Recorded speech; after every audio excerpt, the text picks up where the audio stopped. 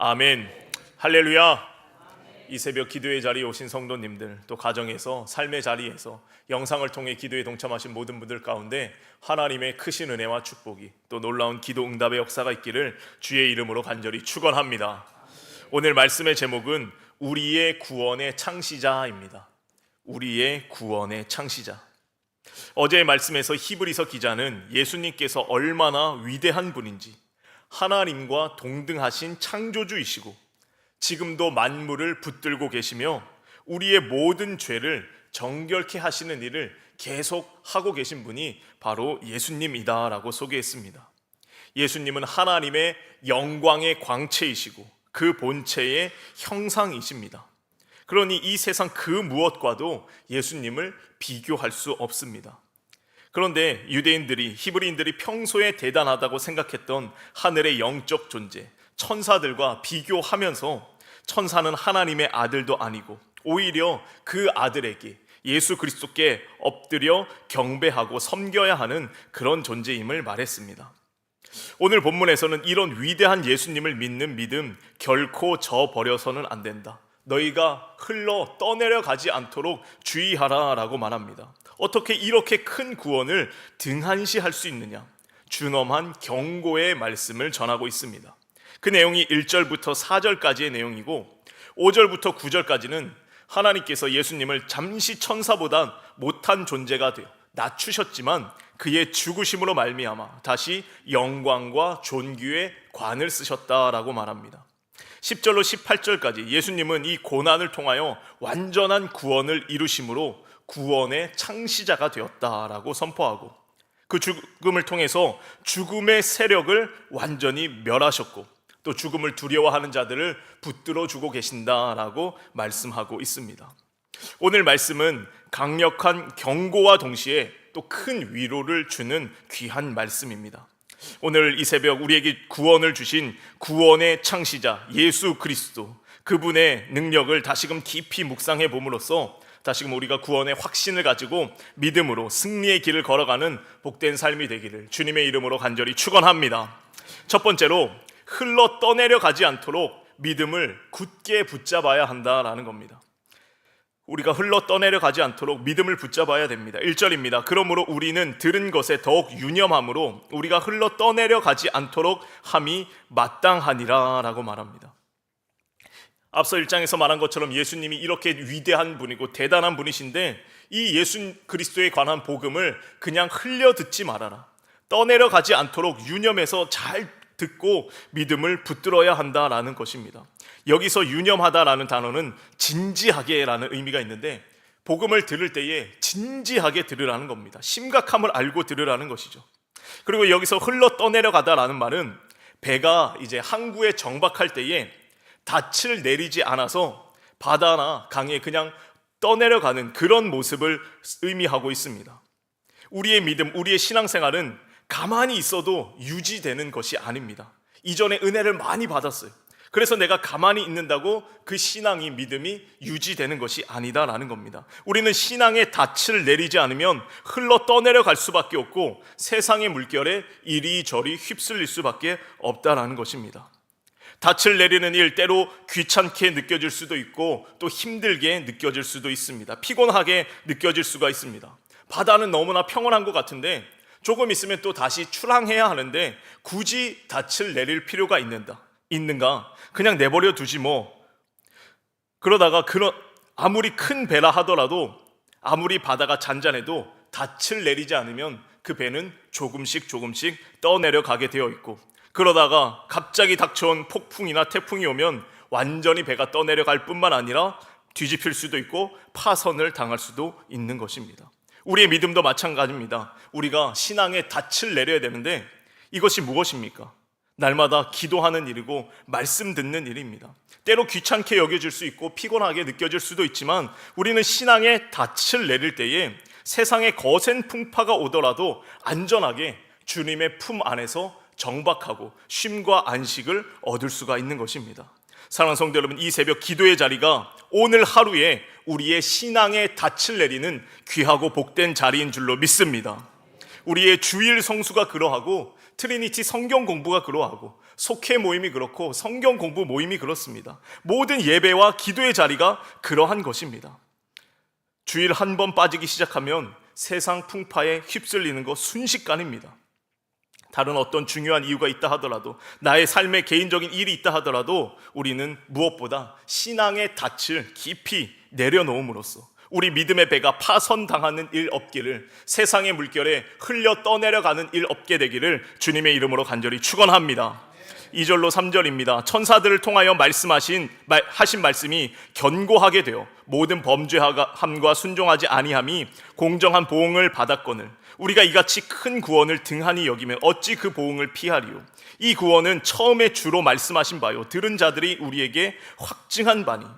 천사들을 통하여 하신 말씀, 그것은 다름 아닌 율법입니다.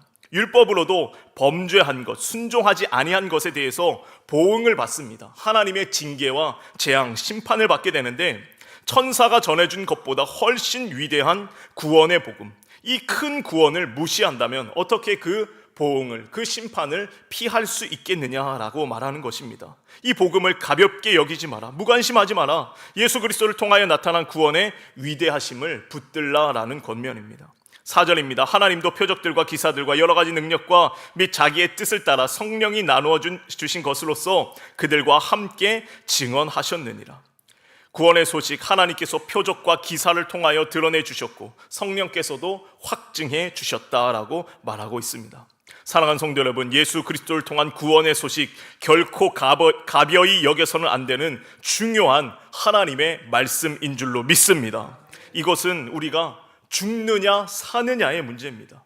그냥 이 땅에서 죽고 사는 문제가 아니라 영원한 생명을 얻느냐 아니면 영원한 파멸, 멸망으로 들어가느냐, 그런 문제인 것이죠. 그러기에 먼저는 나 자신이 이 믿음을 끝까지 지키고 붙드는 것이 너무나 중요한 것이고, 그리고 이 복음을 전하는 것도 너무나 소중한 일이다라는 것입니다. 바라기는 저와 여러분의 삶이 신앙의 닻을 깊이 내리고 또 매일 그 닻을 내림으로 이 믿음의 여정에서 폭풍 가운데 떠내려가는 일이 없게 되기를, 끝까지 믿음을 붙들고 승리하게 되기를 주의 이름으로 간절히 축원합니다. 뿐만 아니라 아직 복음을 모르는 자들이 있다면, 이 큰 구원을 가볍게 여기는 자들이 있다면 그들에게 담대히 전하고 전도하는 일에 쓰임받게 되는 저와 여러분이 되시길 주의 이름으로 간절히 축원합니다. 두 번째로, 예수님은 죽음에서 우리를 구원하셨습니다. 히브리서 기자는 예수님의 구원이 얼마나 대단한지 또 얼마나 완전한지 설명하기 위하여 구원에 대하여 조금은 구분짓고 있습니다. 먼저는 죽음에서 우리를 구원하셨다는 것, 사망의 권세에서 우리를 구원하셨다라고 말합니다. 6절 이하를 보면, 그러나 누구인가가 어디에서 증언하여 이르되 사람이 무엇이기에 주께서 그를 생각하시며 인자가 무엇이기에 주께서 그를 돌보시나이까. 그를 잠시 동안 천사보다 못하게 하시며 영광과 존귀로 관을 씌우시며 만물을 그 발 아래에 복종하게 하셨느니라. 우리는 이 시가 다윗의 시인지 알고 있는데, 아마 히브리서 기자는 이 시편이 다윗의 시인지 몰랐던 것 같아요. 그래서 누구인가가 어디에서 증언하여 이르되라고 소개합니다. 이때만 해도 아직 구약 성경이 오늘날 우리가 보는 39권의 성경으로 정리되기 이전입니다. 물론 이 당시에도 모세오경과 선지자들의 글이 확보가 되어 있었지만 시편, 잠언, 지혜서 들은 여기저기 흩어져 있었습니다. 그래서 나중에 정경으로, 정확한 성경으로 이렇게 만들어지게 되는데, 참고로 알아두시면 AD 90년경에 그 위대한 랍비들이 얌니아라는 곳에 모여서 회의를 하게 됩니다. 그때 이제 구약을 정확히 오늘날 우리가 보는 구약과 동일하게 39권으로 딱 정합니다. 물론 그 히브리인들이 세는 그 성경의 권수는 좀 달라요. 그들은 소선지서 12권을 한 권으로 보는데, 그렇게 해서 우리가 보는 성경이랑 권수는 다르지만 내용은 똑같습니다. 그때의 그 얌니아 회의에서 그 히브리 성경을 39권으로 정경으로 택하게 됩니다. 어쨌든 이 히브리서 기자는 이 다윗의 시편을 인용하면서 하나님께서 예수님을 인간의 모습으로 두시면서 천사보다 조금 못한 존재로 만드셨다라고 말합니다. 그런데 그 이유가 무엇입니까? 9절입니다. 오직 우리가 천사들보다 잠시 동안 못하게 하심을 입은 자 곧 죽음의 고난 받으심으로 말미암아 영광과 존귀로 관을 쓰신 예수를 보니 이를 행하심은 하나님의 은혜로 말미암아 모든 사람을 위하여 죽음을 맛보려 하심이라. 예수님이 굳이 인간의 모습이 되신 이유가 무엇인가? 그것은 다름 아닌 죽음을 맛보기 위함이래요. 죽음을 경험하시기 위해 인간의 몸을 입으셨다라는 것입니다. 그렇죠. 천사는, 영적인 존재는 죽음을 경험할 수가 없는데 혈과 육이 있는 인간만이 죽음을 경험할 수 있으니까 예수님이 굳이 이 죽음을 경험하기 위해서 인간의 몸을 입으셨다라는 겁니다. 그런데 왜 죽음을 경험해야 하는가? 14절입니다. 자녀들은 혈과 육에 속하였음에 그도 또한 같은 모양으로 혈과 육을 함께 지니심은 죽음을 통하여 죽음의 세력을 잡은 자 곧 마귀를 멸하시며. 예수님은 인간의 몸을 입고 죽음을 경험하셨는데 그 죽음을 지나가면서 죽음을 통하여서 무엇을 하셨는가? 죽음의 세력을 잡은 자 곧 마귀를 멸하셨다라는 것입니다. 놀라운 표현이죠. 어마어마한 표현입니다. 예수님의 그 죽으심, 그 십자가는, 그리고 부활은 단순히 죽었다가 살아나는 그 정도가 아니라 죽음을 통해서 죽음의 세력을 잡은 자들, 이 악한 영의 역사들, 그 죽음을 가지고 장난치는 그런 자들, 마귀들, 사탄들, 그들을 다 멸하셨다라는 것입니다. 그리고 또 15절입니다. 죽기를 무서워함으로 한평생 매어 종노릇하는 모든 자들을 놓아주려 하심이니.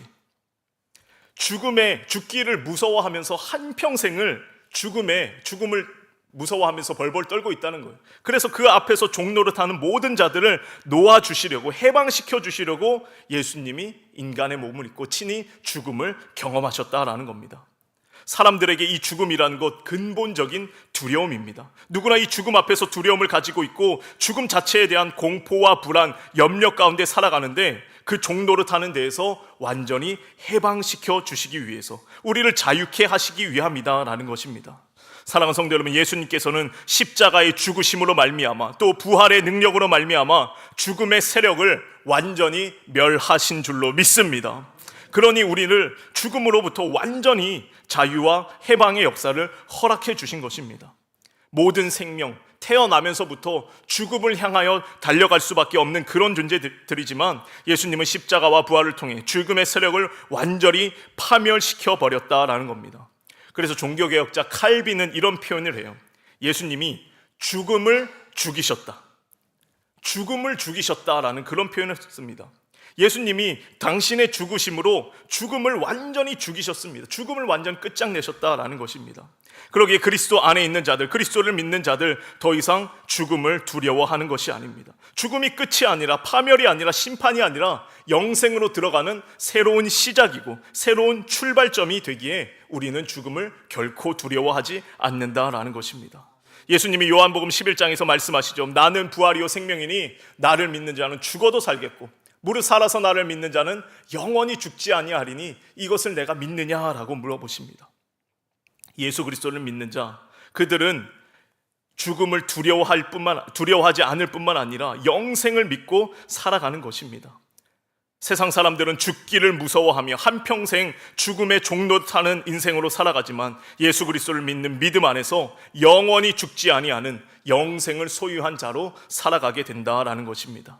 바라기는 저와 여러분의 삶이 날마다 이 죽음을 두려워하는 것이 아니라 죽음을 극복하고 이기신 예수 그리스도를 믿음으로 말미암아 영생을 소유한 사람으로 영원한 생명을 바라보며 소망 가운데 살아가는 복된 삶이 되시길 주님의 이름으로 간절히 축원합니다.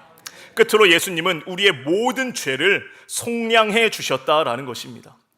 예수님의 구원이 완전한 구원인 이유가 죽음의 세력을 멸하셨고 뿐만 아니라 예수님이 우리를 또 붙들어 주시고 우리의 모든 죄를 속량해 주셨기 때문이다라는 겁니다. 16절입니다. 이는 확실히 천사들을 붙들어 주려 하심이 아니요 오직 아브라함의 자손을 붙들어 주려 하심이라. 예수님께서 십자가를 지심으로 죽으신 이유, 죽음의 세력을 멸하신 이유를 말씀하는데 천사들을 붙들어 주려 하심이 아니라 오직 아브라함의 자손, 하나님의 백성들, 예수 그리스도의 형제된 자들, 그들을 붙들어 주려 하심이다 라고 말씀하고 있습니다.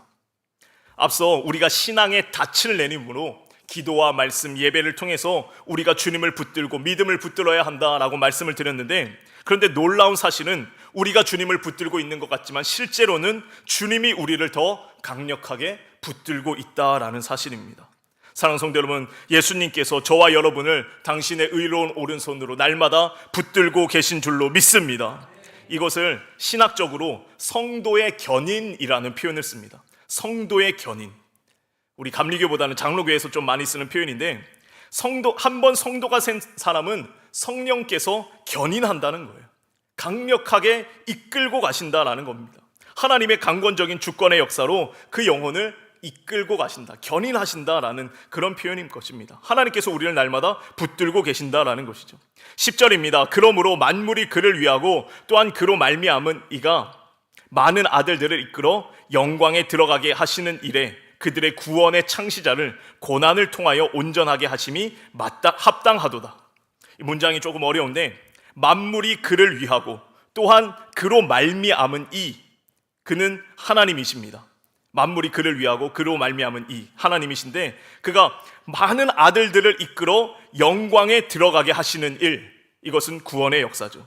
그 일에 구원의 창시자 예수님을 고난을 통하여 온전하게 하심이 합당하다라는 것입니다. 십자가를 통해서 구원의 완성을 이루셨다라는 그런 의미죠.